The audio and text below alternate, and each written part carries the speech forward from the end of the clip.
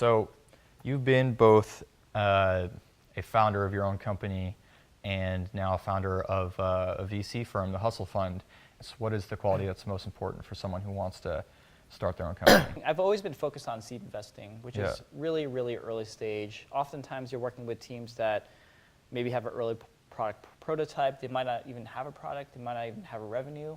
And what I love about it is how challenging it is because to find the right people? Well, you have very few. Finding the right people is hard, but also assessing the people is very difficult too because you have really little information to go on. Do you have any things, do you have like kind of sort of tests or questions that are your favorite as far as teasing out personality information? So there's 5 core areas of questions that we always care about in venture capital. That would be the team, problem, solution, market, and traction. So I care about, have they built stuff? Like what does their hustle look like? And all the questions that we're asking for is really around, is there something that shows that they're biased towards shipping stuff? So in layman's terms, get shit done. Get shit done, yeah. So a lot of times I'll see pitches that are just like, this is how we're going to be different, and this is why it's beautiful.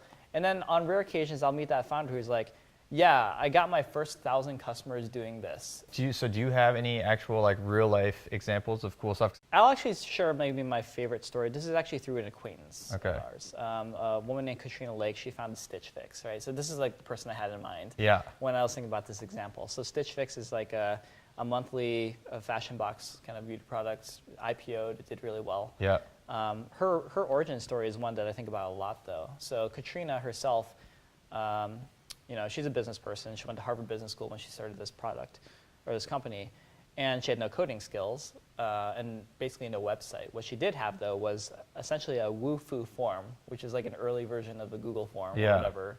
Cheap, crappy. WuFoo, W-U-F-O-O. I think it still exists. Yeah. It was popular back in the mid-2000s. And what she did was she ran endless experiments, I think hundreds and hundreds of experiments, trying to optimize this form to get primarily women to fill out their information. And it might have been even like filling out some like payment information too. Anyway, so she ran lots and lots of user acquisition, was able to get people to fill out the form, give them payments for her services. And then she'd go out to Nordstrom's, literally, buy the clothes for them, pack into boxes, send it to them. She'd get returns back on items that they didn't want, and she'd go back to Nordstrom's and then get the credit back on her own credit card. And she did this for about a year, I think, to perfect her product market fit and messaging.